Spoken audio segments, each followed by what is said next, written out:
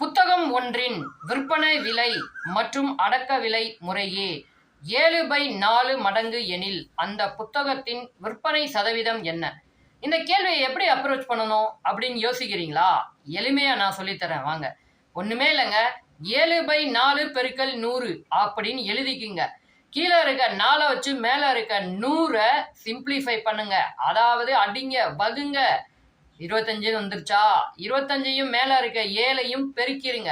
175. ஓகேங்க, நம்ம ஒரு 100% அது கூட வச்சிருந்தோம். அதுதான் அடக்க விலை அப்படிங்கிறது.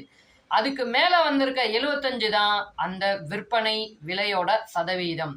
175% டோட்டலா அப்படின்னா 100%ங்கிறது அடக்க விலை, 75%ங்கிறது நம்ம எக்ஸ்ட்ரா வச்சு விற்ற விலை.